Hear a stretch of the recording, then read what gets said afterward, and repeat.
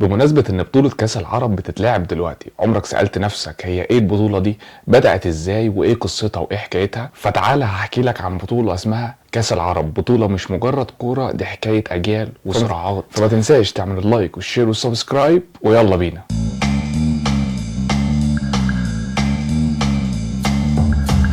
البطولة دي اتأسست سنة 1963 في بيروت لبنان، ودي كانت أول نسخة صممت واتلعبت بخمس منتخبات عربية. وفي البطولة دي طلع التونسيين أبطال بأربع مباريات، بينهم 3 فوز وتعادل واحد.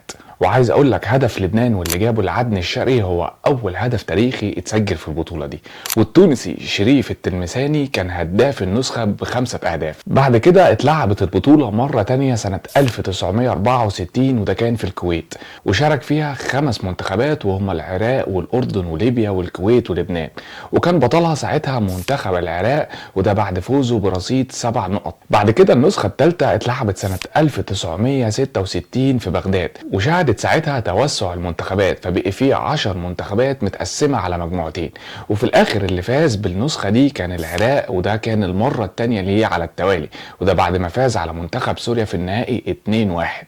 وبعد النسخة الثالثة دي البطولة وقفت 16 سنة كاملة، وبعد الغياب الطويل ده رجعت البطولة تاني سنة 1982، وكان مخطط ان لبنان هي اللي تستضيف البطولة، بس وبسبب حرب لبنان والاجتياح الاسرائيلي سنة 1982 البطولة اتلغت وقتها. والنسخة اللي بعد كده اتعملت سنة 1985 في السعودية، وده كان بمشاركة 6 منتخبات، وكان النهائي ساعتها بين العراق والبحرين، وفاز فيه العراق بهدف نظيف. وفي سنة 1988 اتلعبت البطولة في عمان بالأردن، وده كان بمشاركة 10 فرق، وبرضه فاز العراق للمرة الرابعة في تاريخه بعد ما كسب سوريا بضربات الحظ الترجيحية. لو لاحظت معايا هتلاقيني دايما بقولك ان المنتخبات اللي بتشارك في كل نسخة من البطولة دي عددها بيختلف عن كل بطولة. فالنسخ الأولى من البطولة دي كان الشكل بتاعها مختلف عن النهاردة.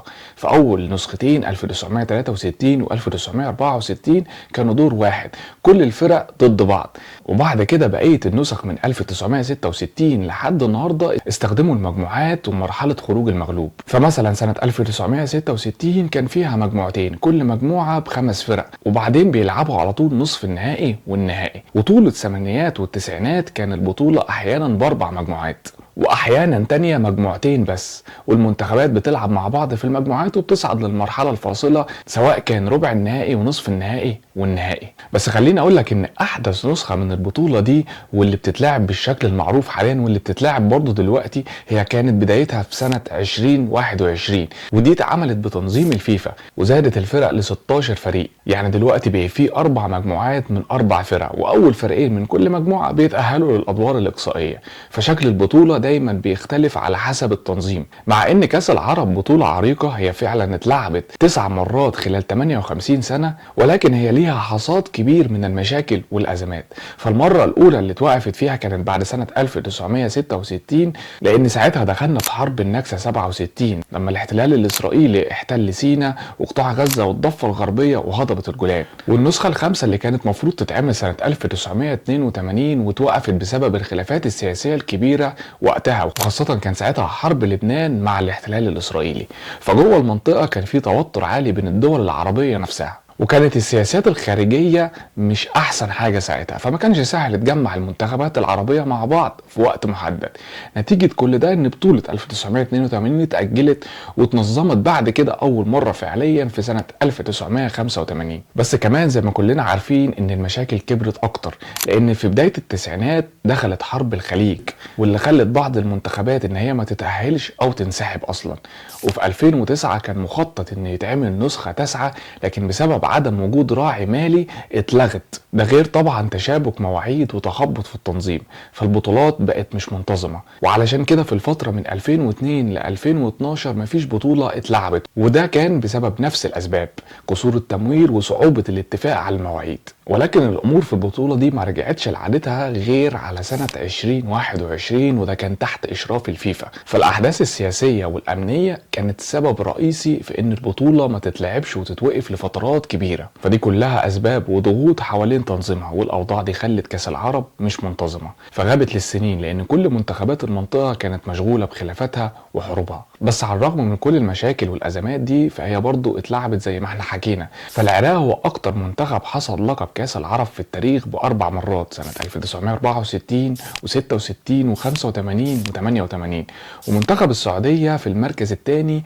ببطولتين سنة 1998 و2002. وعندك تونس خدتها مرة واحدة سنة 1963، ومصر كمان مرة واحدة سنة 1992، وكمان المغرب اللي خدتها في 2012، واخيرا الجزائر اللي خدتها في 2021. عايز اقول لك كمان ان البطولة دي طلعت لعيبة كتير بعدها خلدت اسمها في ملاعب العالم العربي ويمكن الاوروبي كمان. ممكن تقول ان كاس العرب كانت بمثابة محطة انطلاق لكذا نجم، منهم نواف الطمياط لاعب المنتخب السعودي، وده لاعب وسط خلوق بدأ يلمع اسمه في كاس العرب سنة 1998، والبطولة دي كانت من اهم اسباب نجاحه لانه كان واحد من النجوم الاخضر اللي فازت باللقب لاول مرة.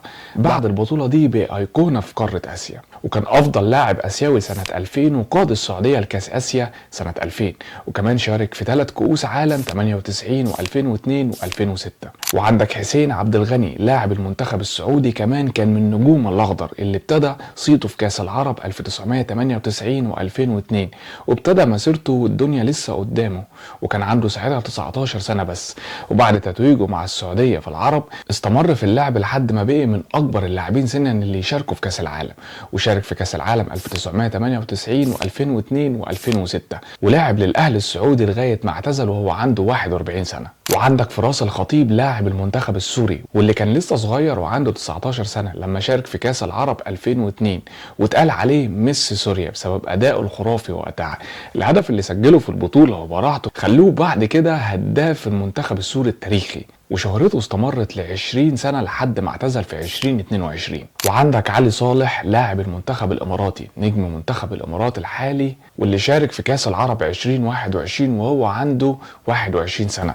البطولة دي كانت نقطة الانطلاق الحقيقية لمشواره، ومن يومها بقي من ركائز الخط الهجومي للمنتخب الاماراتي. فبعد البطولة راح لفريق كروتون الايطالي بنظام الاعارة، ولعب كاس اسيا 2023 مع المنتخب الاماراتي برضه. وعندك طبعا محمد عبد المنعم مدافع المنتخب المصري بدأ اسمه يلمع في كاس العرب 2021 برفقة الفراعنة، وهو واحد من اكتشافات كيروش في البطولة دي، وبعدها اصبح لاعب اساسي في الاهلي المصري. وطبعا كلنا عارفين الباقي، فاز بدوري ابطال افريقيا مرتين والدوري المصري 3 مرات، وبعد كده ساب الاهلي وطلع لفريق نيس الفرنسي. ففعلا مشواره ابتدى من البطولة دي. ده غير طبعا لعيبه تانية كتير واللي لازم نجيب اسمهم زي علي البسكي لاعب المنتخب الليبي واللي سجل 16 هدف في نسخة 1966 وده رقم قياسي. وعندك عبيد الدوسري لاعب المنتخب السعودي واللي سجل 8 اهداف في 1998. وياسين صالحي لاعب المنتخب المغربي واللي سجل 6 اهداف في نسخة 2012. واحمد راضي لاعب المنتخب العراقي واللي سجل 4 اهداف في نسخة 1988. وطبعا ايمن منصور لاعب المنتخب المصري واللي سجل هدفين في نسخة 1992. وسيف الجزيري مهاجم المنتخب التونسي واللي سجل 4 اهداف في نسخة 2021. وطبعا ياسين ابراهيمي لاعب المنتخب الجزائري واللي خد افضل لاعب في نسخة 2021. وغيرهم كتير تركوا بصمة زي حسام حسن واحمد الكاس لاعيبة المنتخب المصري في نسخة 1992، ونجوم تانية كتير في كل بلد، لكن دول اشهر اللي غزلوا شباك كاس العرب واشهر اللي اتكتب عنهم في تاريخ البطولة. طبعا بعيدا عن النسخة اللي بتتلعب دلوقتي، بس كانت احدث نسخة اتعملت للبطولة دي كانت في ديسمبر 2021 بقطر، ودي كانت برعاية الفيفا لأول مرة. في النسخة دي توسعت البطولة ل 16 منتخب واتقسموا على 4 مجموعات، تأهل فريقين من كل مجموعة للدور ربع النهائي. وطبعا زي ما كلنا فاكرين البطولة اتلعبت على ملاعب كاس العالم 2022 في قطر، والجوائز كانت محترمة جدا. فالبطل خد 5 مليون دولار والوصيف 3 مليون دولار. وفي 15 مايو 2024 الفيفا كمان منح قطر شرف استضافة نسخ كاس العرب 2025 و2029 و2033. فمن هنا النسخة دي بتتلعب في قطر، واللي بتتلعب بتاريخ من 1 ل 18 ديسمبر 2025، وهتتلعب في 6 ملاعب مختلفة في قطر. فالمباراة الافتتاحية واللي اتلعبت في ملعب البيت، والمباراة الختامية واللي هتتلعب في ملعب لوسيل.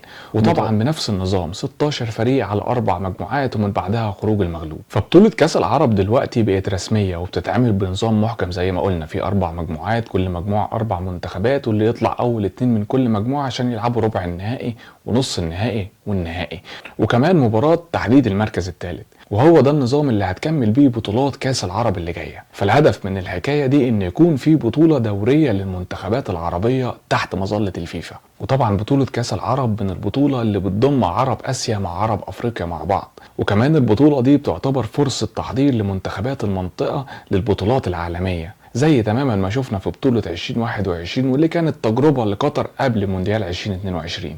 طبعا بالإضافة للحاجات اللي قلناها، ضروري نفهم ان كاس العرب اعتبرت منصة كبيرة لتطوير الكرة العربية. الفيفا استثمرت فيها كمان علشان يرفع من مستواها، فبقينا نشوف منتخبات العربية بتلعب وبتدي فرص للناشئين علشان يجربوا نفسهم، واللي متأكد منه ان الجمهور العربي هيحب البطولة دي وهيبدأ يتابعها في السنين اللي جاية. فعندك 2021 حضور الملاعب كان عادي نسبيا، لكن بالعكس البث التلفزيوني شد اكتر من 272 مليون مشاهد حول العالم.